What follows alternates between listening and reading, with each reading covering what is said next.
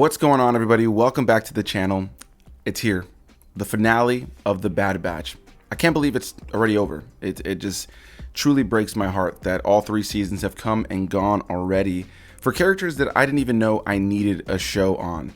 Let's get into this, guys. Here's my thoughts on Star Wars The Bad Batch Season 3. Dave Filoni and the gang come back once again to give us another fantastic season that stars once again people like D. Bradley Baker, Michelle Ang, Jimmy Simpson, Gwendolyn Yu, and more. And just for clarification, it's kind of hard to talk about a show like this on its final season without getting into spoilers, so this whole video, instead of what I usually do where I talk about a review in the first portion of the review and then I end up doing like a spoiler review at the end, I'm just going to do a full spoiler kind of review here. I'm not going to touch on every little thing that's happened because frankly that would end up taking way too long, and I just want to sit here and just ramble my thoughts on the season as a whole. And man, I was so excited to see this final season because we left off in a very dark place at the end of the last season with the death of Tech, which still breaks my heart and is one of the most emotional episodes in the entirety of the season, as well as Omega being captured by the Empire to be taken to Mount Tantiss, where she would of course be experimented on alongside many other clones, which is where she would end up being reunited with the character of Crosshair, who of course was once a member of the Bad Batch but became an adversary throughout the course of the earlier part of the show. Now, when we heard that the Bad Batch were getting a show all those years ago at this point, after the finale of the Clone Wars, I was scratching my head a little bit because while I enjoyed their presence and I enjoyed the characters in the Clone Wars, I just didn't really see a reason to give those characters their own entire show. And of course, it kind of became a joke that people would see the title and think it said The Bad Bitch, which in a lot of ways I still love. But man, here we are 3 seasons deep, all 3 seasons complete, and I'm just so happy that we got a show on these characters. I mean, they really did such an incredible job with the writing and the character work in a way that I don't think I could have really truly imagined. The first episode of the series as a whole came out, and I believe it was like an hour and 30. I believe they dropped like 3 episodes, and that first one was an hour and 30. So a very strong premiere, very big premiere that really set the stakes and let you know what was going on. And so leading into this finale, I was really hoping it was going to be a longer episode as well, as most of the episodes in this season and in this series as a whole is around 20 minutes and some change. And so thankfully this final episode was actually 50 minutes, which was great. I wish it was a little bit longer, to be completely and utterly honest, but I think they did a fantastic job with what they did with this finale and just what they did with the show as a whole. These groups of characters, Hunter, Wrecker, Tech, Echo, Crosshair, Omega, have become some of my favorite Star Wars characters of all time. With Omega, a character that we were introduced to in the first season, this young clone, a young girl who, similar to Boba Fett, was cloned in a manner where she doesn't grow rapidly like the rest of the clones. She was one of 2, which is her and Boba Fett, and she was this character that seemed ambitious and seemed like she was excited to do things alongside the Bad Batch. She of course was not trained like they were. She felt like she could do the things that they did, but maybe sometimes got in the way or sometimes caused more trouble, but just truly became a character who became smarter and smarter and smarter and became more tactical as time went on, and ultimately became one of the most clever characters in Star Wars, and nowadays genuinely is probably one of my favorite modern day Star Wars characters. I never would have thought when I first met Omega, while I enjoyed her, I thought she was a very cute character, I never would have thought she would have gone on to become literally one of my favorite modern day Star Wars characters. In the Disney era of Star Wars, Omega stands amongst the top in terms of my favorite characters, and it just goes to show that they did an incredible job with the character development of her character, and not only her but the rest of the batch, because what's amazing about the Clone Wars and things like the Bad Batch and even Star Wars Rebels that features some of these clones is the fact that Dave Filoni and most notably D. Bradley Baker have done such an incredible job of giving all of these clones identities. You have all these characters that look and sound pretty much the same with very small different alterations on them. Some of them have face tattoos, some of them have specific hairstyles, some of them have slight variances in their voice. And of course, in the case of the Bad Batch, they're all defective clones, so they all look different and they all have different voices.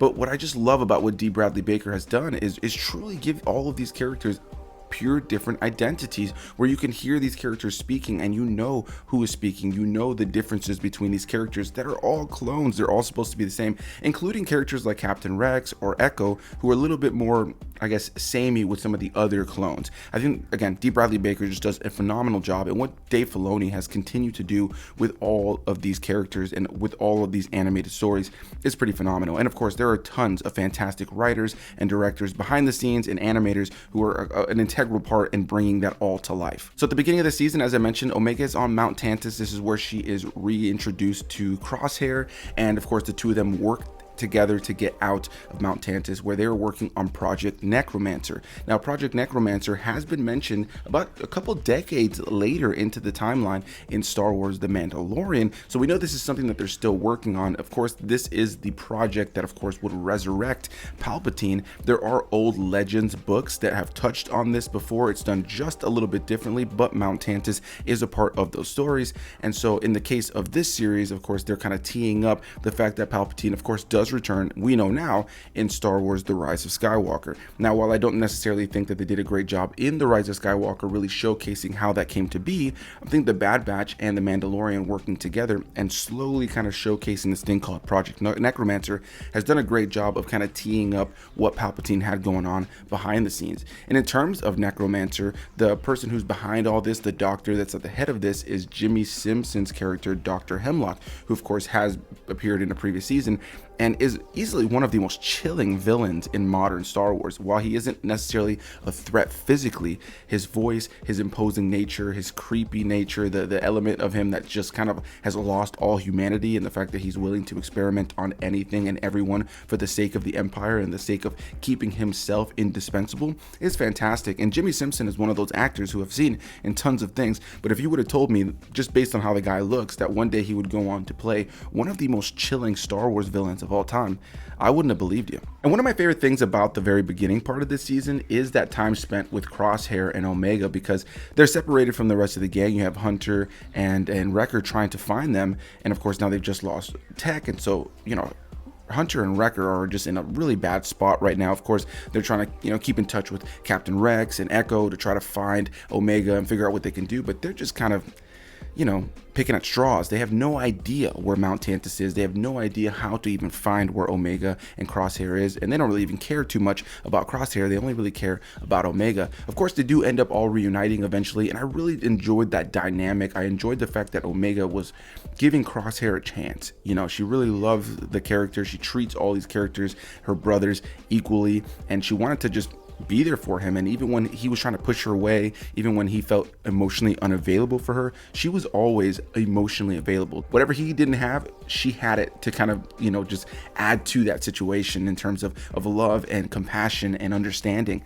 And I just thoroughly enjoyed all of that. And even when it comes down to some of the, you know, struggles between the brothers themselves, you know, Crosshair and Hunter in particular really struggle for a period of time in the season to get along. They really don't want to talk to each other much.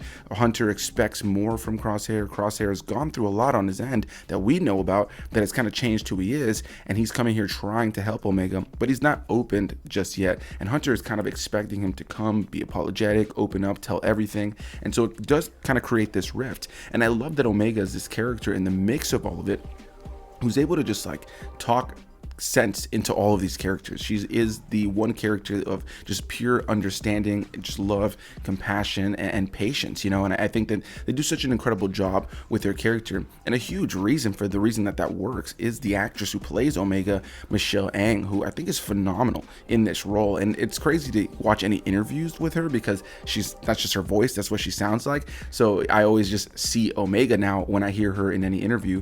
I have seen her live at Star Wars Celebration before in a Bad Batch panel, so I thought the same thing there, where it's just like crazy to see her speaking and it just be Omega. But man, she does such an incredible job again of playing this character that has so much compassion and is willing to do anything, willing to put herself on the line for anybody in her life, or even anybody that she sees that's in danger. She's willing to work alongside them, and I just really enjoyed that. You also have this new character that's introduced here, an animal, a hound known as Batcher, as they call her.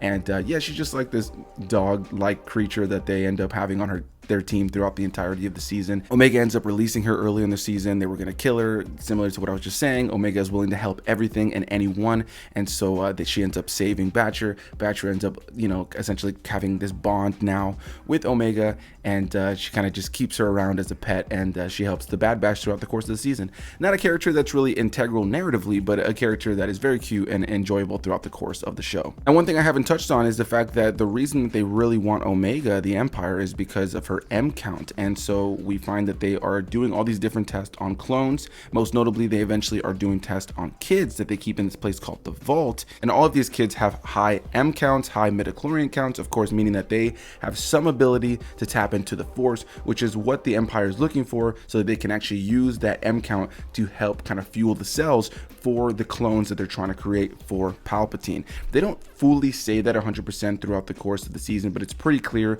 that is the intention with Project Necromancer. Of course, they're trying to create a clone of Palpatine that can retain the Force abilities, and we've seen something like this in the Force Unleashed games, most notably Force Unleashed 2, where they're trying to create clones of Starkiller, and there are a bunch of failed test subjects whose Force abilities didn't transfer into the clone. And so it's interesting to kind of see that parallel here, where we now have Palpatine trying to have a clone made of him, but they have to find all these kids that have high midichlorian counts to try to use their DNA, their blood, to help infuse with Palpatine's in order to create a stronger Palpatine that can live on in the future. And of course, Omega's being trapped there with all these kids, and she's the one kid who is absolutely trying to find a way out, and she's just being clever and doing everything that she can to help these kids get in and out of this base on Tantiss, and just really thoroughly enjoyed the time she spent with these kids. You have all these kids who are really scared, really cute, and Omega is just kind of this voice of reason and this kind of hope that they have just suddenly appearing, who initially seems like just another prisoner, but just turns out to be probably the best prisoner that you could ever have, because she's not going to stay a prisoner. Another character that's a bigger part this time around is the character of Emery Carr, played by Keisha Castle Hughes, and she's a character who at the very tail end of the last season we learned is also a clone. She's the only, I think, the second female clone that we've ever heard of at this point outside of Omega, so that was a really great bombshell at the very end of the last season to learn that she was a clone as well. And so throughout the course of the season, she's working alongside Dr. Hemlock, working against Omega and these kids, but she realizes what she's doing is wrong, and ultimately, by the time the season comes to an end, ends up working alongside the rest of the Bad Batch and Omega to save the kids and the other clones that are there on Mount Tantiss. And then there's some cameos that are in the season as well, some characters that play a role in an episode for each of them. You have the character of Fennec Shang, played by Ming-Na Wen, returning. Of course, she is a character who's essentially just integral to get information from. This ends up leading us to the next episode, which is called The Harbinger, where we're introduced once again to Nieker Futterman as the character of Asajj Ventress, which was fantastic to see. That's in the trailer, and I remember seeing people freak out because, of course, that character did die in one of the books where she and Quinlan Vos had kind of built a bit of a relationship. She ends up dying by the hand of Count Dooku, so it begged the question on whether or not that just was kind of being thrown away as canon or not. But she does make reference to the fact that she has multiple lives, so to speak, and that she isn't going to die so easily. So my guess is this is more of a retcon to kind of keep her around.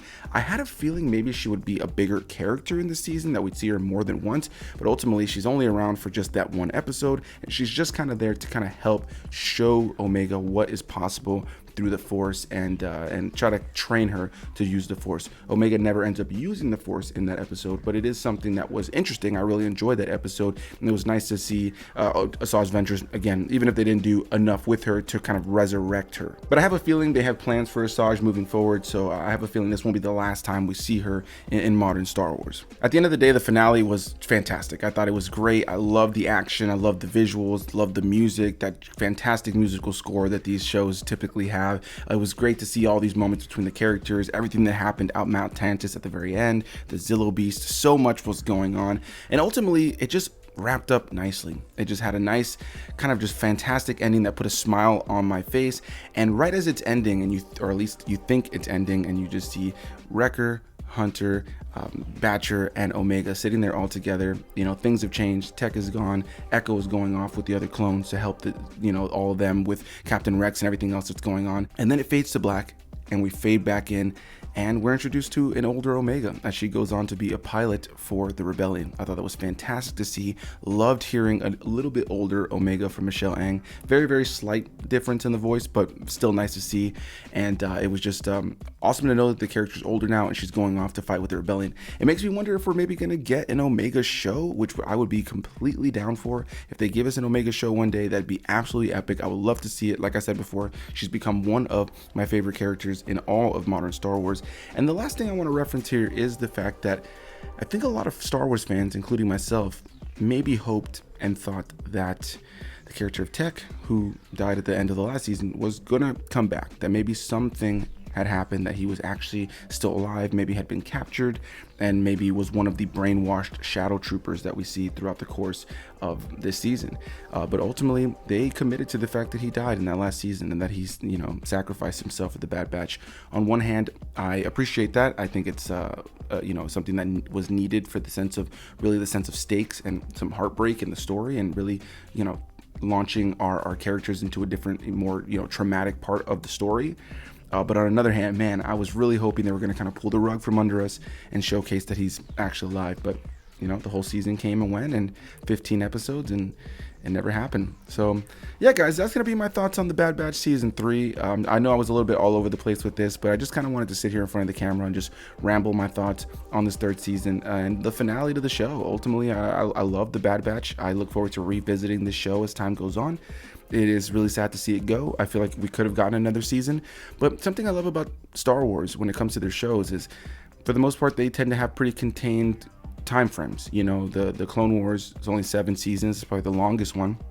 I think The Mandalorian is meant to wrap up at like 4 or 5 seasons, if I'm not mistaken. Things like Resistance only had 2 seasons. Star Wars Rebels only has 4 seasons. So we'll see what ends up happening with Ahsoka. But now with The Bad Batch, we're wrapping up. It's 3 seasons. And I kind of like that because it gives people who are behind on Star Wars an opportunity to be like, okay, cool. So, at least not all these shows have like 10 seasons and it's impossible to catch up. They're usually pretty contained. And I like that approach that Star Wars continues to take. And with that, one thing we continually see is these characters popping up in other places. So hopefully we get to see the Bad Batch appear in another Star Wars project down the line. Hopefully we get to see Omega appear in a different Star Wars project down the line. And I hope you guys all have a great day. May the Force be with you, and I look forward to talking more Star Wars with you guys in the future. Bye-bye.